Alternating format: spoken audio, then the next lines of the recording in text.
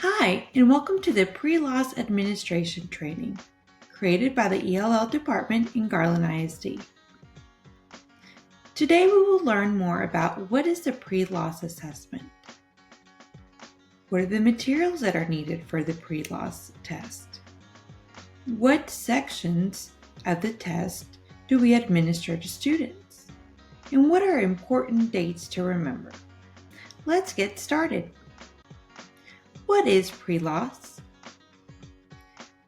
A language proficiency assessment consisting of an oral language component in English and Spanish for pre-K 3-year-olds, pre-K 4-year-olds, and kindergarten students.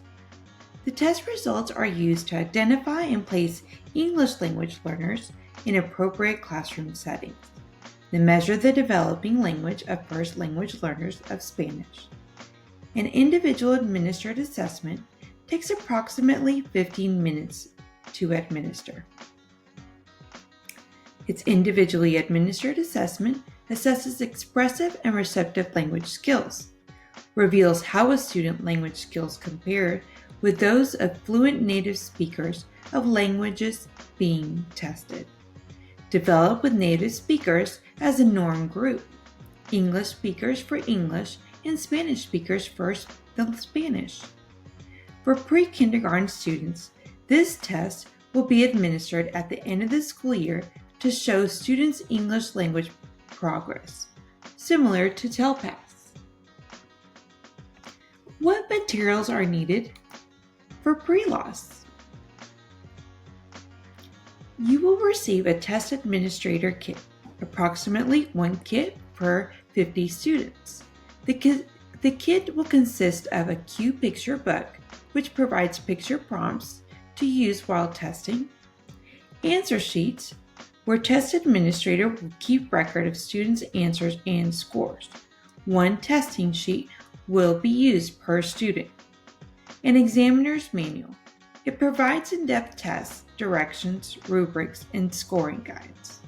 The kit also has a CD that you may use throughout the story time retelling. In the answer sheets, you will find an area where you can tabulate and score the students' results. Now let's get started with the testing sections. For preLAS test components is made up of 5 individual sections. The first section is called Simon Says, where students play a game called Simon Says. The student does what Simon tells him or her to do. Section 2, Art Show, where using the cue picture book, students are asked to identify the object and answer questions related to the object. What is it? What is it used for? Section 3, Say What You Hear, where the student repeats what he or she hears. Section 4, The Human Body, where using the cue picture book, students are asked to look at the picture and identify the body part. And finally, Section 5, Let's Tell Stories, where students listen to 2 short stories while looking at corresponding pictures. And after each story is finished, the students tell the story in their own words.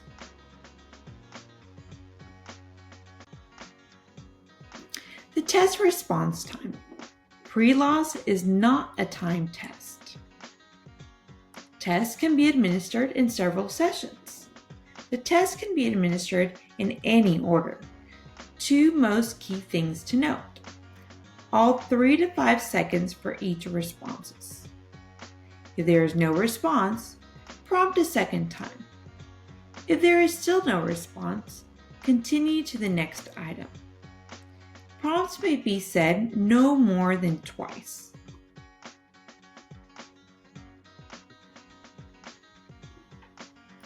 Let's dive into Section 1. Simon Says. students play a game called Simon Says. The student does what Simon tells him or her to do. In reading the directions exactly as written on the answer sheet, you're going to say, we are going to play a game called Simon Says. Simon is someone who tells us what to do. You do exactly what Simon says. Then you can add, now let's try some for practice. Say to the student, Simon says, look up. Allow the student 3 to 5 seconds to respond. And if the student responds correctly by looking up, then you move on to the next practice item by saying, Simon says, look down. If the student responds correctly, say, now let's begin, and move on to number 1. If we can go back to the practice 1 item, when you prompt by saying the student, Simon says, look up, and you wait 3 to 5 seconds and the student doesn't answer, you may prompt the student one more time by saying, Simon says, look up, wait 3 to 5 seconds, and if the student still does not respond, you say, Simon said to look up, and illustrate how to look up. Then move on to practice 2 and prompt the student following the same protocols you followed in practice 1. Even if the student does not give correct answers to practice 1 and 2, you still move on to test item number 1. When a student answers correctly, be sure to bubble in the circle next to that item. At the end, tally the number correct at the bottom of each section.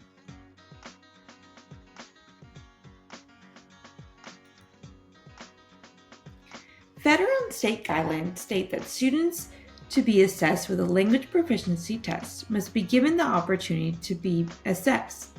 Therefore, you must administer practice 1, practice 2, items 1 through 3 before you can make a decision regarding stopping the section of the test and move on to part 2 of the test.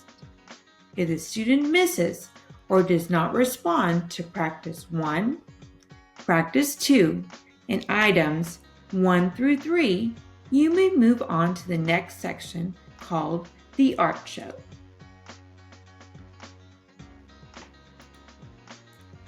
If the student misses or does not answer practice 1, practice 2, and 1 through 3 in the art show, you may stop the test.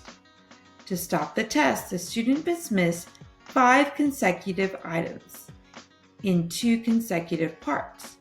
So if a student misses 5 consecutive items in Simon Says, but then does not miss 5 consecutive items in the very next part of the test, you may not stop the test. You will have more information when to stop testing in the examiner's manual.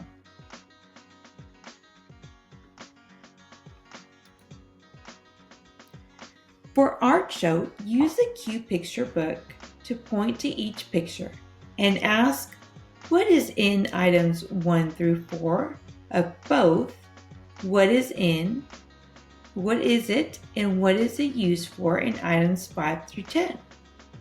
If the student answers in a language other than English, you say, remember, tell me in English what it is. This serves as the second and last time to prompt for this item. Even if the student's response in another language is correct, it is not counted as a correct answer, as we are assessing language of the best of what is being administered.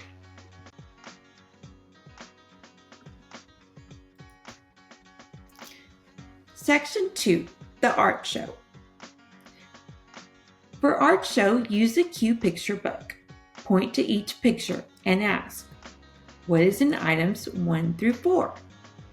And both what is it and what is it used for in items 5 through 10.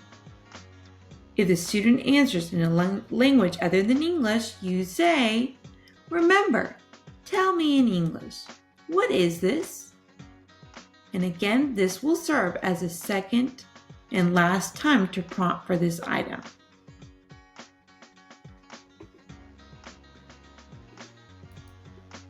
Here are all the preLAS cute pictures for art show. In each picture, you will be guided to ask, "What is this?" And in some pictures, such as the book, the cup, and the utensils, you will be guided to ask, "What do you do with this?" For each response, you will be given examples of correct and incorrect responses to guide you as the test administrator.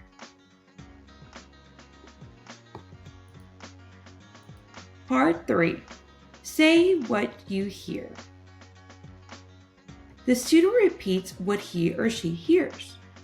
You may either utilize the audio CD or the audio files located in the Insight portal to administer the prompt, or you may prompt the student yourself, which is the method that's commonly used. When you as an examiner will say, "Don't forget your coat," and you will pause for the student to say, "Don't forget your coat." The response is correct if the underlined structures are repeated exactly as shown in the examiner's manual.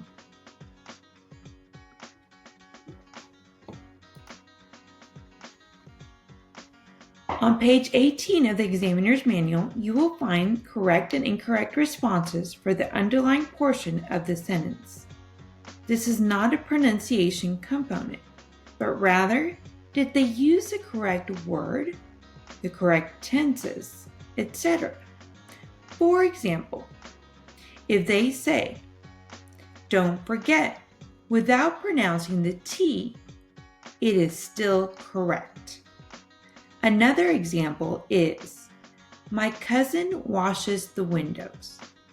If the student responds with, "My cousin watches the windows," it is considered a correct response.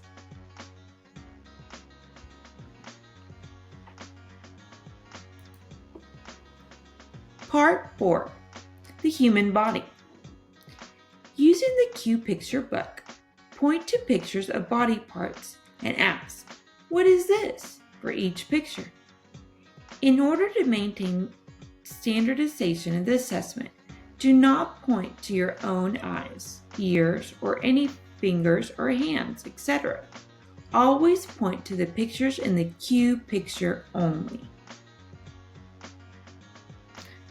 Once the student responds, use the student answer sheet to fill in this circle for the correct response. Here are all the preLAS Q pictures for the human body, from practice 1 of the eye, practice 2 of the ear, to question 1, 2, 3, and on to question 10.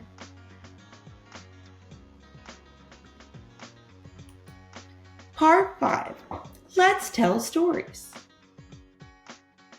On the next page of the student answer sheet is the Part 5.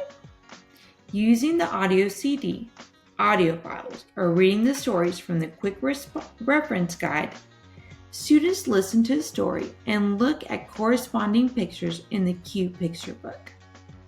When the story is done, the student tells the examiner what happened in the story. You'll repeat the process for story number 2.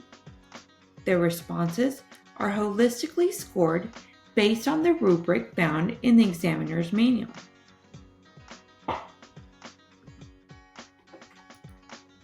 The examiner will be provided with 3 key parts in this section. 1. The script for 2 stories to be given to each student. The examiner will read verbatim the script as they are pointing to each picture. 2. A scoring guide to help the test administrator with prompting questions to help score the students' responses. And 3, an anchor chart to help testing administrator to ensure student scores. Using the cue book, the testing administrator will point to each picture and repeat the script that has been given. Once all 4 picture scripts have been repeated, the testing administrator will stop and ask the student to retell the story. Very similar to a picture walk. As the student is retelling the story, the testing administrator will write exactly what the student says. This will allow for the testing administrator to later return to this section to score the student's responses as shown in this picture.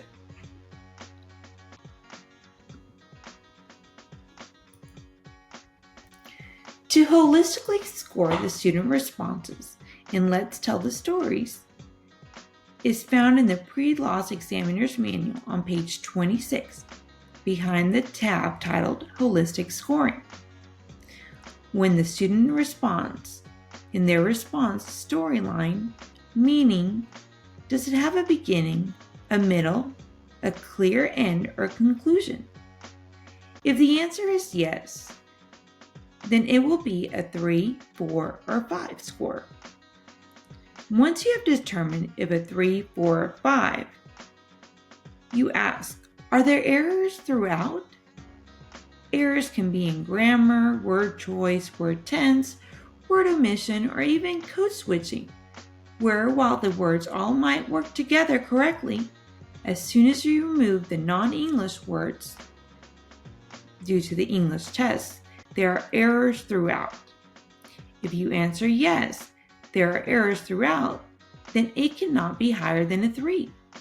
If you answer no, there are not errors throughout, then it is either a 4 or a 5. Both a 4 and a 5 score are considered fluent. 5 just provides more elaborate responses that flows and provides transitional signals. Just remember your first question, is there a storyline? If your answer is no, the student just gave me 1 or 2 sentences, but not a storyline, then it is most likely a 2. If a student provides just isolated words or common verbal expressions, or even says, I don't know, in the language of the test, then it is a 1. A 0 is no response. No response in English. If the student speaks a language other than English, and in his response says 1 word in English, he gets credit for that 1 English word and should receive a 1.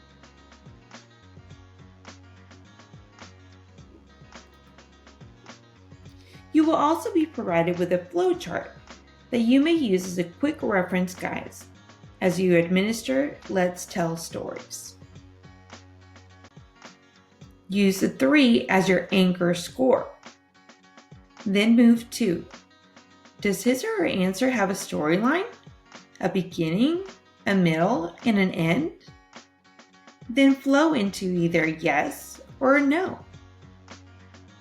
If a no, a 0, no response, a 1, isolated words, or I don't know, or a 2, when you see that there is a subject and a predicate. If there is a storyline, you move to yes. 3, errors throughout.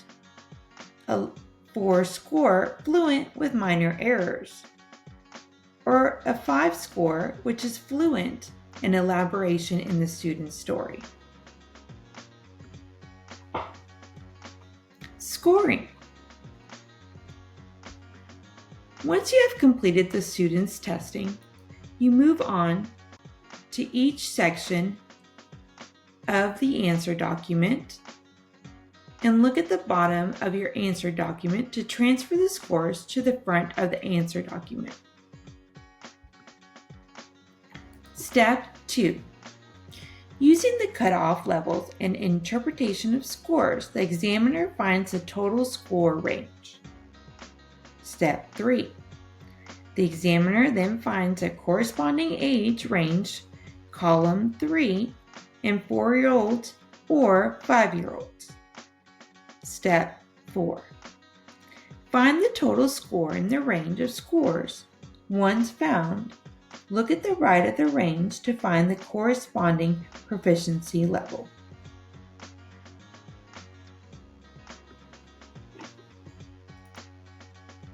So if a 4-year-old receives a total score of 26, find 26 in the range of 0 to 56. Look at the proficiency level column to the right to find that the range is a proficiency level 1. Write 1 in the corresponding oral language level box.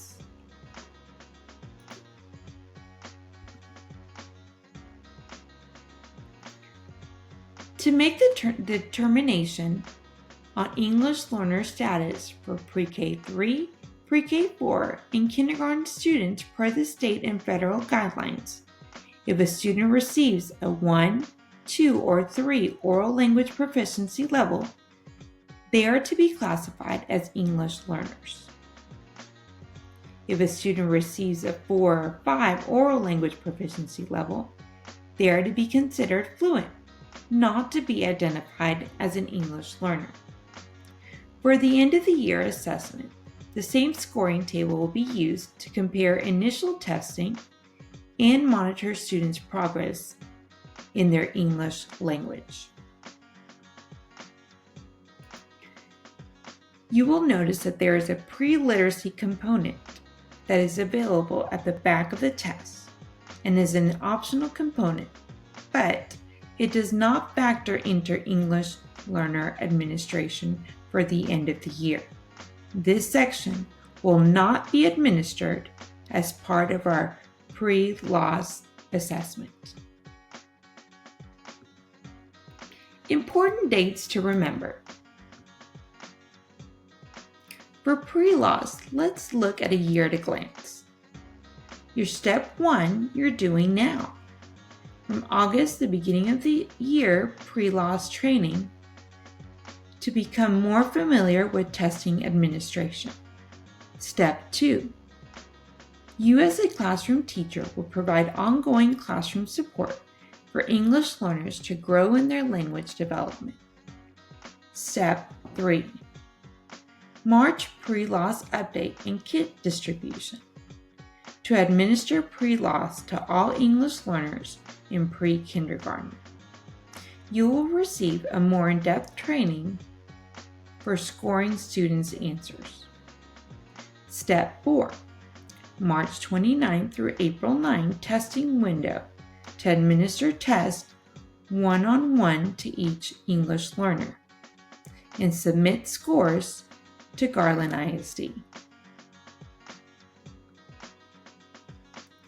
Thank you very much for attending our preLAS training. My name is Deanna Pecorino, the ELL Compliance Coordinator, and can be reached at the following email. Along with Tiffany Gruber, ELL Compliance Specialist, can also be reached at the following email. We are very excited to support you in this year's preLAS assessment. Thank you.